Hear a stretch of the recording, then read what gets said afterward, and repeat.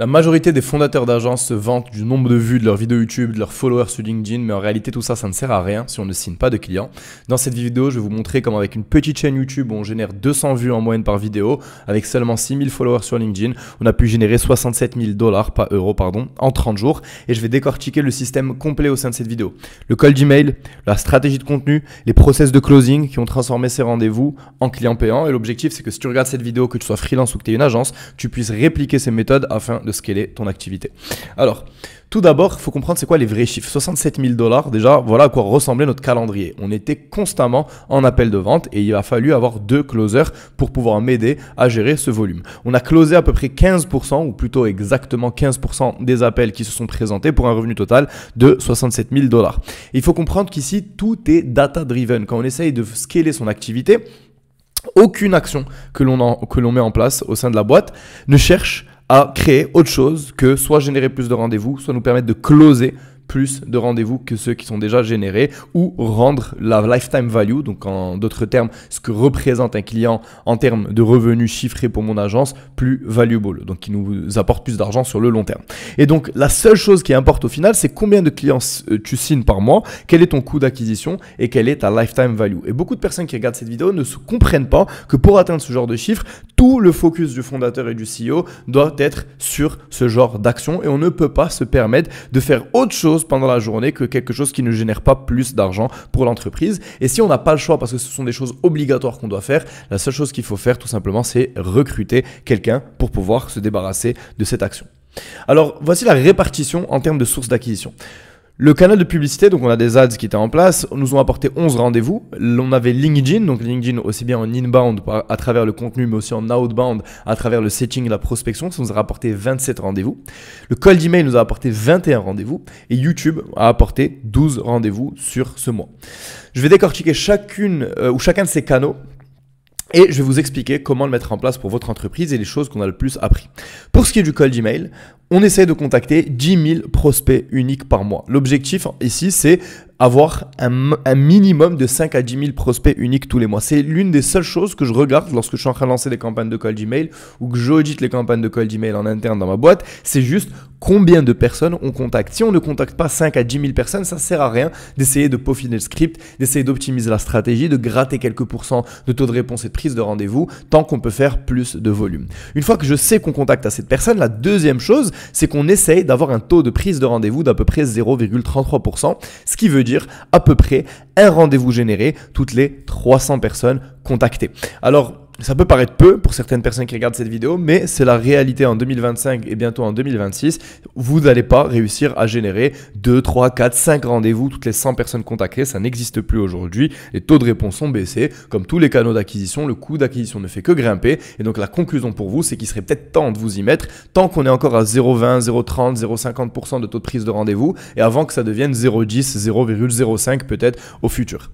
Et quand on a assez de monde, qu'on a un taux de prise de rendez-vous qui est bon, eh bien, le reste, c'est juste une question technique de délivrabilité pour que nos emails ne finissent pas en spam. C'est pour cela qu'on a des nouveaux comptes qu'on met en place tous les 45 jours. Donc, il y a une rotation constante de noms de domaine et d'adresses email pour maintenir un taux de délivrabilité élevé au sein de nos campagnes de prospection. Nous, de notre côté, on essaie toujours d'utiliser des sources alternatives pour construire nos listes de prospects parce que la majorité de nos concurrents vont utiliser LinkedIn et donc on va tous se battre pour essayer d'obtenir des rendez-vous avec les mêmes prospects. Mais si on utilise par exemple Google Maps, des annuaires en ligne ou des outils peu utilisés, on aura plus de chances de contacter des personnes que nos concurrents ne contactent pas et donc des meilleurs taux de prise de rendez-vous. Pour ce qui est de la personnalisation des cold email, ce qu'il faut comprendre, c'est qu'à l'ère de l'intelligence artificielle, personnaliser juste pour personnaliser, ça ne sert plus à rien. Il faut faire une personnalisation intelligente et il ne faut pas personnaliser juste pour personnaliser. Donc, il faut trouver une information que vous allez utiliser, soit que vous allez la trouver sur le site web, soit sur la page LinkedIn du prospect, mais un truc que vous allez pouvoir ajouter au script qui va justifier que vous êtes en train de le contacter pour lui vendre ce service ou ce produit. Et donc, au final, comme toute chose qui fonctionne, c'est que les fondamentaux qui comptent. C'est faire du volume avec une bonne délivrabilité, avec un copywriting de bonne qualité et de la social proof pour que les personnes qui reçoivent vos emails aient envie de prendre rendez-vous avec vous. Et c'est là où YouTube va avoir avoir un rôle immense dans cette stratégie parce que la social proof, c'est ce qui va me différencier moi de la majorité de mes concurrents sur mon marché. Alors YouTube, pour moi, c'est la pierre angulaire de notre stratégie d'acquisition en 2025 et ça le sera encore plus en 2026. YouTube aujourd'hui, c'est un canal d'acquisition parce que ça nous génère des leads, mais c'est aussi un canal de conversion et je vais m'expliquer. Sur YouTube, je considère que toutes les vidéos que vous allez regarder sur ma chaîne sont des lead magnets.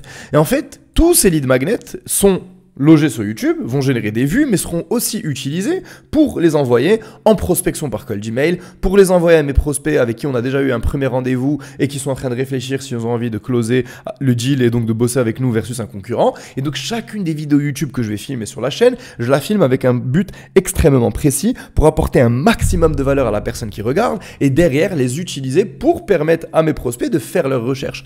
Encore une fois, on n'est pas en train d'essayer de trick les gens, on n'est pas en train d'essayer de faire quelque chose de malhonnête. Si tu regardes cette vidéo et que tu te demandes si tu as envie de te faire accompagner ou si tu as envie de bosser avec nous, c'est normal que tu fasses tes recherches. C'est normal que tu te demandes quelles sont nos méthodes, pourquoi on est différent des concurrents, avec qui on a déjà bossé, quels sont les résultats qu'on a pu obtenir. Et ce sont ces vidéos-là qui vont te permettre de répondre à ces questions. Et en fait, la personne qui va regarder une de tes vidéos, en fait, elle rentre dans ton écosystème. Parce que l'algorithme va voir qu'elle a regardé une vidéo et va commencer à lui recommander des futures vidéos automatiquement. C'est pour cela qu'en envoyant tes vidéos YouTube par email ou en message privé sur LinkedIn, en fait, c'est à double tranchant. Non seulement tu vas pouvoir augmenter la valeur perçue de ce que tu as à proposer, donc les personnes prendront rendez-vous, mais en plus de ça, ces personnes vont commencer à te voir partout. Ils vont allumer leur télé sur YouTube, ils vont te voir. Ils vont ouvrir LinkedIn, ils vont voir tes messages. Ils vont ouvrir leur email, ils vont voir tes cold email et c'est comme ça qu'on devient omniprésent. De plus, moi, je poste sur la plateforme depuis, je pense maintenant, 2 ans. Donc quand quelqu'un arrive sur ma chaîne et il voit qu'il y a une vidéo hebdomadaire depuis plus de 2 ans, ça montre que je suis sérieux, que j'ai une réelle expertise et qu'on n'est pas des nouveaux venus sur cette industrie. Si tu regardes cette vidéo et que tu n'as encore jamais lancé de chaîne YouTube, tu n'as pas encore une vidéo et que tu es en train de te décourager, détrompe-toi parce que moi aussi quand je me suis lancé, on me disait la même chose. Je me disais mince, je suis un peu en retard par rapport au wagon de YouTube. Je me suis quand même lancé et je suis super heureux de l'avoir fait parce que j'ai signé mon premier client après seulement 2 semaines sur la plateforme et 2 ans plus tard aujourd'hui, comme je vous le dis, c'est une des choses les plus importantes que j'ai jamais mis en place pour mon entreprise.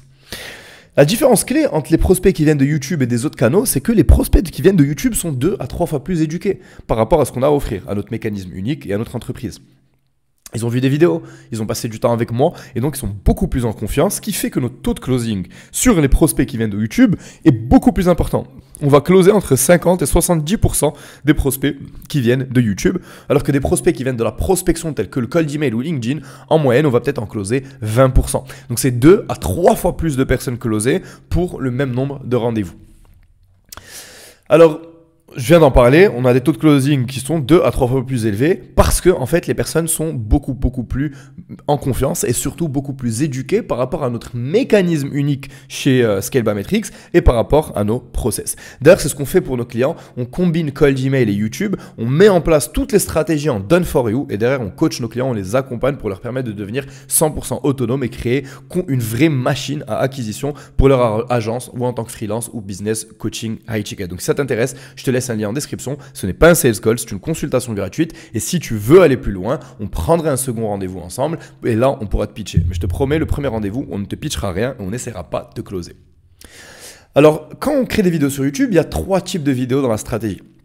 Les vidéos pour moi les plus importantes au tout début sont les vidéos SEO optimisées parce qu'elles vont capitaliser sur un volume de recherche déjà existant et donc elles vont non seulement te permettre de générer des rendez-vous et des vues même quand tu as 0 abonné, mais surtout elles vont ranker sur la plateforme des années plus tard. Aujourd'hui, ça m'arrive encore, même ce matin d'ailleurs, on a eu un rendez-vous avec un prospect qui est venu d'une vidéo que j'ai publiée, je pense il y a 1 an et demi à peu près ou même 2 ans, c'était au tout début de la chaîne. Et comment je sais qu'il vient de cette vidéo? C'est parce que j'ai des UTM sur les liens iClose des calendriers en dessous de mes vidéos YouTube qui me permettent de savoir de quelle vidéo la personne vient, sur quel lien elle a cliqué. Comme ça, je comprends quelles sont les vidéos qui génèrent le plus de clients et de rendez-vous et non pas juger une vidéo sur le nombre de vues qu'elle fait parce que je n'en ai rien à faire des vues. Si une vidéo m'apporte 30 vues, mais 5 rendez-vous et 2 clients signés, ça vaut beaucoup plus qu'une vidéo qui fait 10 000 vues mais aucun client. Le deuxième type de contenu, et en général c'est le type de contenu que la majorité des personnes essayent de faire sur YouTube, mais je pense pas que ce soit une bonne idée d'avoir ce type de vidéo qui soit les vidéos majoritaires d'une chaîne en B2B, c'est des vidéos virales. Donc avoir des titres accrocheurs et qui nécessitent en fait en général d'avoir déjà un peu d'abonnés parce que YouTube va montrer ta vidéo à tes abonnés, va juger la qualité de la vidéo à travers tes abonnés et ensuite va décider s'il veut la montrer à des nouvelles personnes. Donc c'est du contenu qui doit être fait, donc c'est du contenu qui va te permettre d'avoir de la croissance dans ta chaîne, mais tu ne peux pas reposer seulement sur ce type de contenu. Et finalement, vu que nous, notre objectif, c'est de générer des rendez-vous et de closer des deals, on veut aussi du contenu à conversion. Donc, on a eu du contenu au début de la chaîne quand on est débutant, du contenu à forte croissance et maintenant du contenu de conversion. C'est tout simplement des études de cas et des interviews clients. En général, c'est les vidéos qui font le moins de vues. Elles vont faire 50 vues, 100 vues, 150 vues, mais la qualité de ces vues est énorme et donc va créer une opportunité pour générer des rendez-vous et closer des deals. En parallèle de YouTube et le cold email, on a aussi LinkedIn qui est une des sources d'acquisition les plus importantes. Il y avait les ads, mais les ads, je ne vais pas les couvrir dans cette vidéo parce que j'ai pas envie de faire le gourou, de vous parler d'un truc que je ne maîtrise pas. On a généré des rendez-vous avec les ads, on a closé des deals avec les ads, mais c'est un canal extrêmement complexe, on n'a pas encore complètement craqué. Des fois c'est rentable, des fois ça ne l'est pas. Donc le jour où on l'aura bien maîtrisé, je vous ferai une vidéo à ce sujet, mais en attendant, je vais surtout parler des choses que je maîtrise. Donc pour LinkedIn, c'est un petit peu différent. Ce qu'on va essayer de faire ici, c'est d'allier le contenu et de la prospection intelligente. On ne va pas utiliser d'automatisation massive. Ici, il y a une stratégie qui est nouvelle. Ce qu'on va faire, c'est qu'on va créer du contenu quotidien à forte valeur ajoutée et ensuite, on va envoyer des messages aux personnes qui auront interagi avec notre contenu. C'est ce qu'on appelle le setting. Ici, l'objectif, c'est d'attirer la bonne audience uniquement avec notre stratégie de contenu. Encore une fois, on doit juger les posts pas par rapport au nombre de followers, pas par rapport au fait qu'ils soient viral ou pas, juste par rapport au fait qu'ils attirent ou non la bonne audience. La meilleure façon de faire, c'est regarder qui est-ce qui a liké, qui est-ce qui a commenté, ouvrir leur profil et voir si c'est des personnes qui rentrent dans la cible que vous pouvez servir. Ce qui est intéressant, c'est qu'on va pouvoir faire la jonction entre LinkedIn et YouTube. Vous allez pouvoir envoyer vos sales assets vidéo, qui sont en fait vos vidéos YouTube, en DM selon les problématiques identifiées.